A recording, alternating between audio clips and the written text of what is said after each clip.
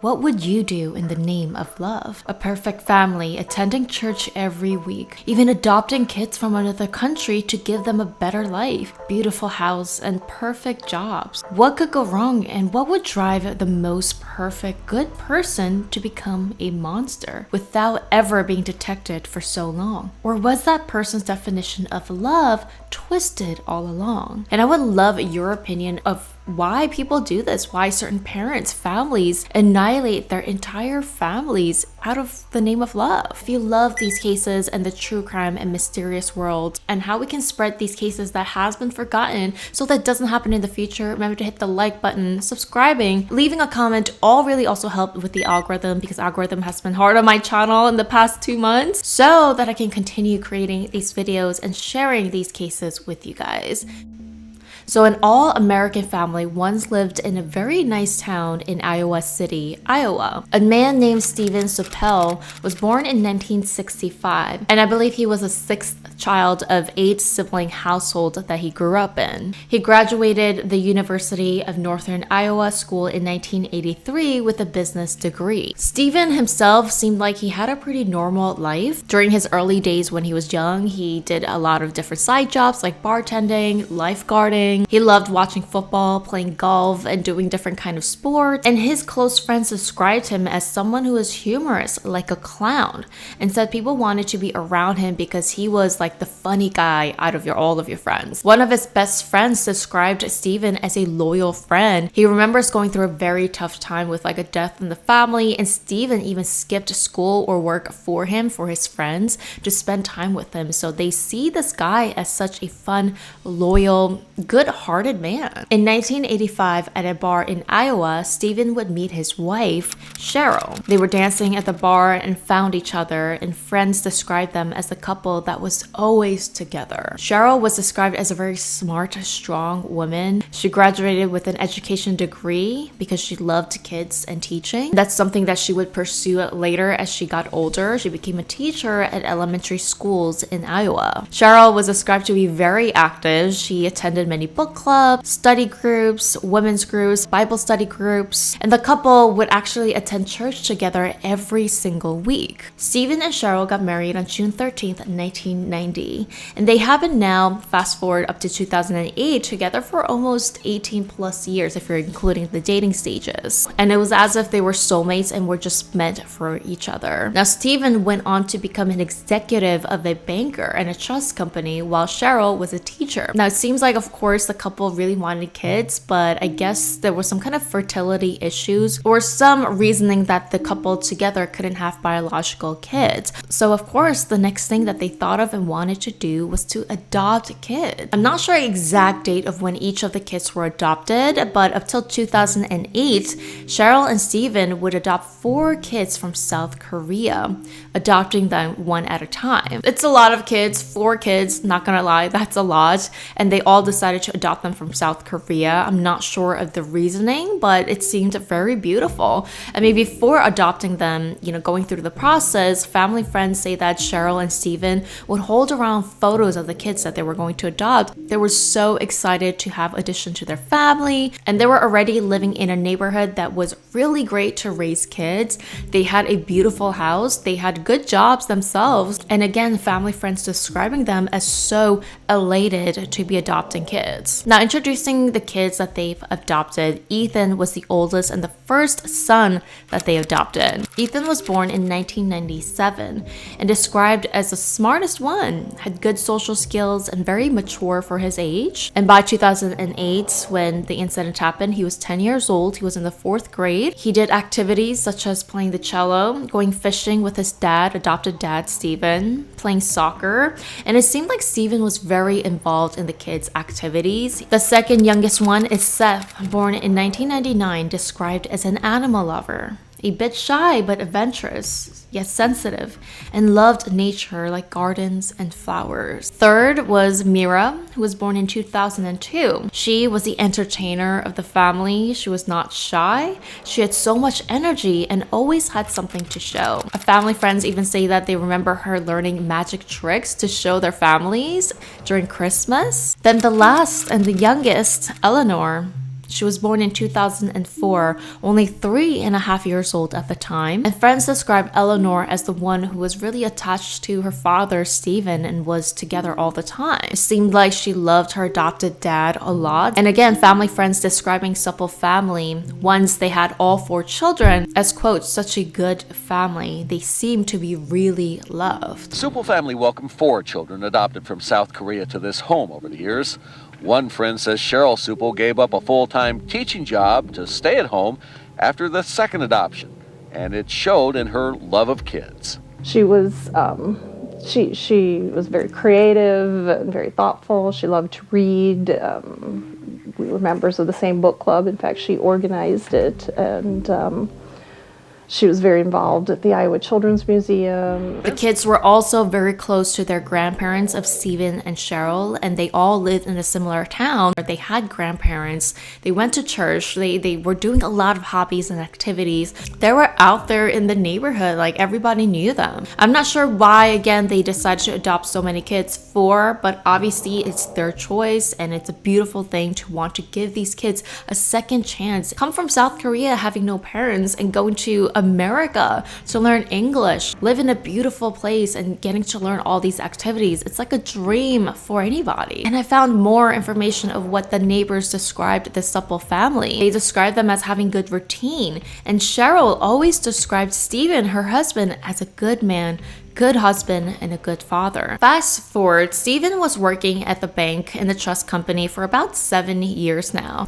Now fast forward to 2007, Steven was actually fired from his company because they found out that Steven was stealing from the bank. To be exact, he was accused of stealing over $500,000 within the 7 years he's been working there, and he was cashing in the company's funds and money into his personal accounts, I guess little by little within the 7 years. As Steven was fired on October 3rd, 2007, soon the company would file charges against him. And during the investigation, which took only a few months, Steven did confess to the investigators that he did take the money. Steve Sueppel has been in the news recently for his alleged involvement in a bank embezzlement case.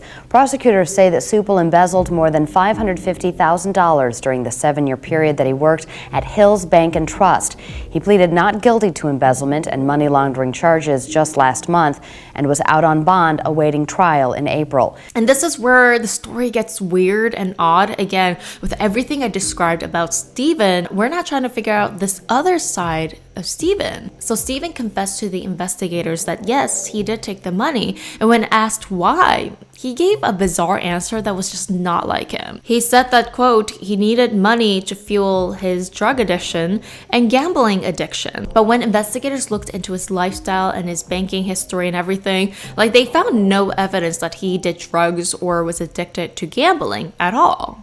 Why did he have to give this excuse that he was a druggie or that he had to do gambling, right? And it is still unknown exactly where the money went, but it seems like the investigators and family believe that he was using this money just to fund his lifestyle with his kids and his family. In one article, it says that they didn't have a super luxurious life, but not poor either. They called it a comfortable lifestyle. It's not like they did anything extravagant, but again, they were living in a pretty nice town, a nice house, and it seems like Steven did take out mortgage for his house for $244,000 and did have some debt as well. I mean, I'm thinking Steven was getting paid a salary, right? It's not like they weren't getting paid anything. 4 kids, I mean 6 people in total, that is a lot. But I mean, I guess the money that he stole and deposited and used is still a lot of money to spend within 7 years. I mean, it's not like they were living in $1 million houses or buying like luxury goods, at least according to the police. So where was that money actually going? Just to fund their comfortable lifestyle? Have this perfect image on the outside? Who knows, right? That's the mystery here. Or was Steven really doing gambling and drugs and nobody knew about it and there's just no evidence? He was just so good at hiding it? And people do wonder, well, did Steven have a side to him that he just told nobody? Was he struggling mentally and physically and going through something that nobody could understand and he couldn't open up to anybody? Did all of a sudden having 4 kids and having to fund, 6 people in his family give him such a pressure that something just started to kind of tweak in his brain and he felt like he had to keep up with something that he couldn't? Did he take on more than he can handle? And he kind of regretted adopting these 4 kids. Did Steven and Sheryl, fight all the time within the house, but, nobody knew about it, or Sheryl never talked about it with anybody else? Were they both involved, or was it just Steven himself, getting inside of his head? But even through the financial and legal difficulties, of course, it's so difficult to know that your husband that's supposed to be supporting this whole family might be in jail. But friends say that Sheryl was taking it very positively. She was waking up 5 a.m. in the morning, going to the gym, changing her appearance, working really hard for her mental and physical health, coming home at 7 a.m. and getting the kids ready for school. And even after Steven got fired, Sheryl decided to take on the responsibilities,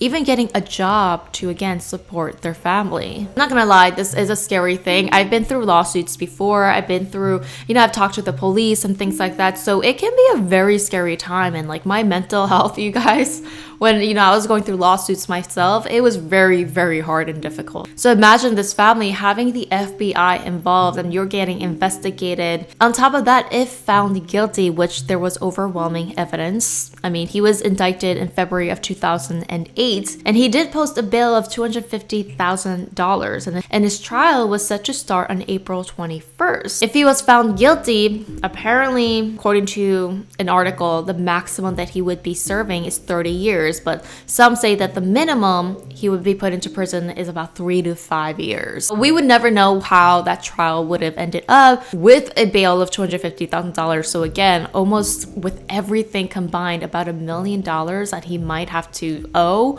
or try to earn somehow. And on top of that, going to prison for unknown amount of years. That's very scary. Of course, it's something that Steven did to himself, but so could it be that Steven just saw a no way out?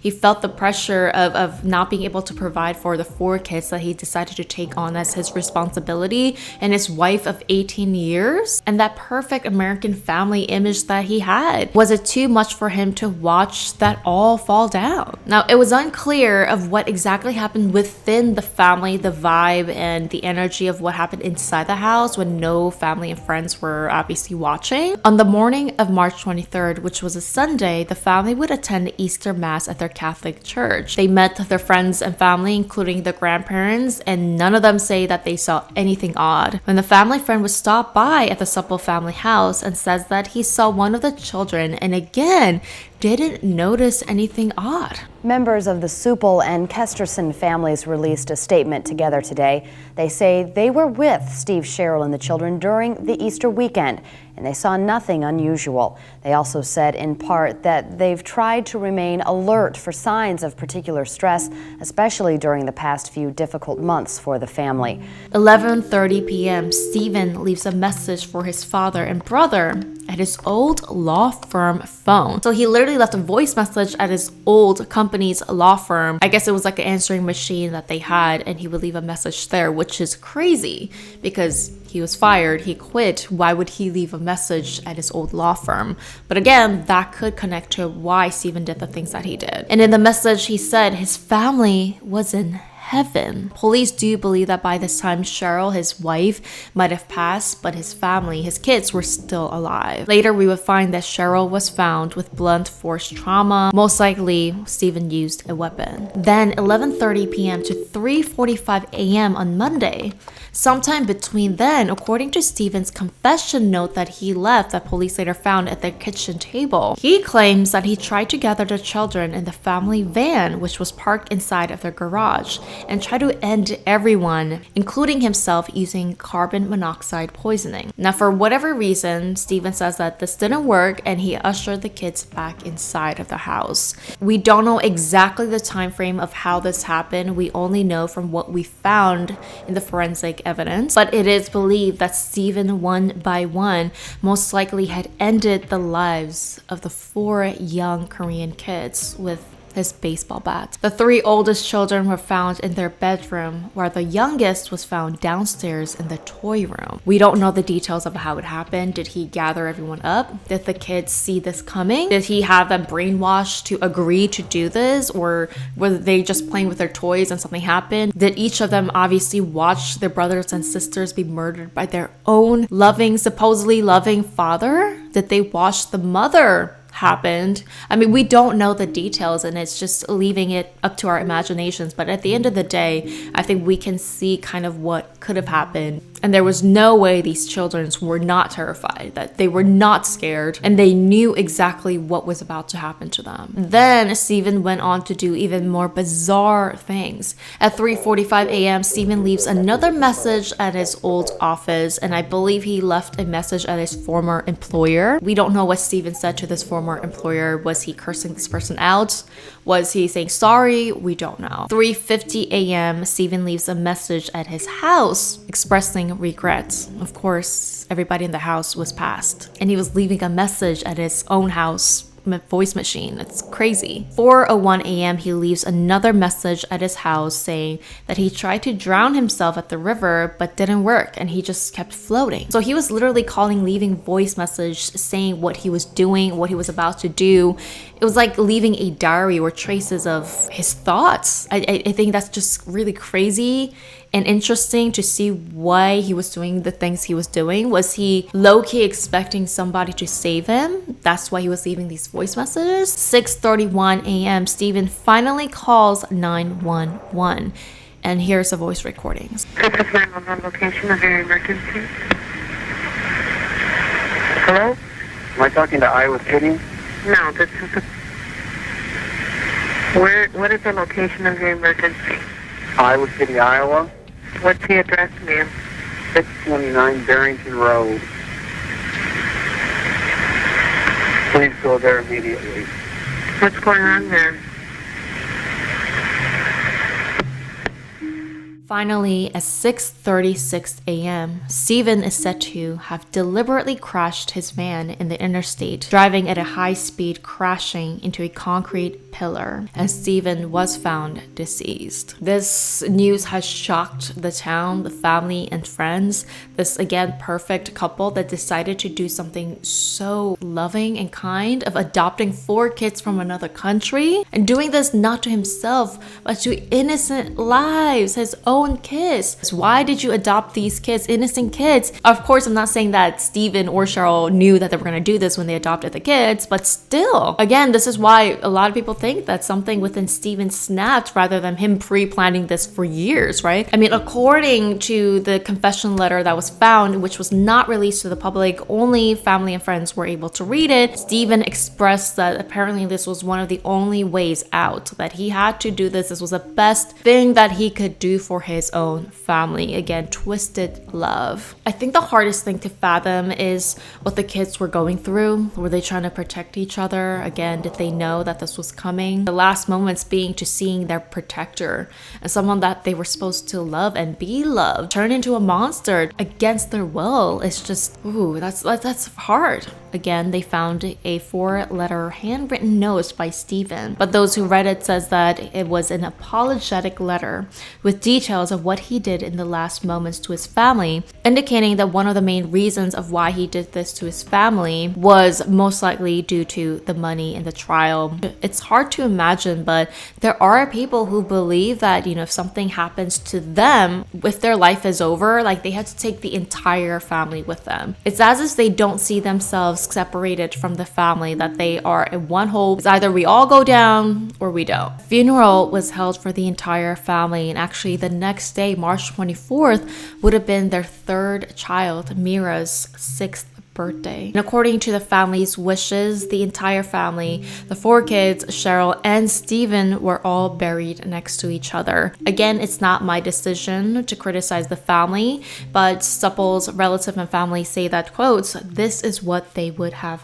wanted, to be buried next to each other. Adoption Center in South Korea also say that they had no idea, obviously, this was to happen or noticed any unusual things about the Sueppel couple before adopting the kids. One of the biggest mystery again to me is why Steven had to steal the money. What was he using this for? So what made Steven, this good father, good man, steal in the first place and think that he could get away with it? And why did he do this for so long? Did he really need over $500,000 to keep up with this family image? Children are expensive, but did he spend all that money on the children's hobby? Was his salary not enough? Was it something that Sheryl, couldn't have worked through? Maybe he felt bad asking Sheryl to work a little more to support the family. Did they not want to go to a smaller house? There could have been many things done, but it wasn't done. Again, was it something that snapped that day or the day before where Steven decided to do this in his own head? Was it something that was pre-planned for a long time? Did Steven go through some mental problems that we did not know about and he talked to nobody about? It's truly a mystery, and it's really sad that we will never get to know the exact truth. So what do you think was going on in Steven's head, why he did this, and do you think Sheryl was also involved? Or do you think that something happened within the family that nobody saw? Maybe, Steven was really mean to the kids when nobody else was around. Who knows what really happens behind closed doors? I personally believe that, for majority of the people, that there are certain signs that you could have seen years before, or some things that Steven did behind, again, closed doors that could have been a sign, just happens to not have been detected by a lot of people. How can we prevent this in the future is the most important question and thing that we have to talk about. See you guys in my next video.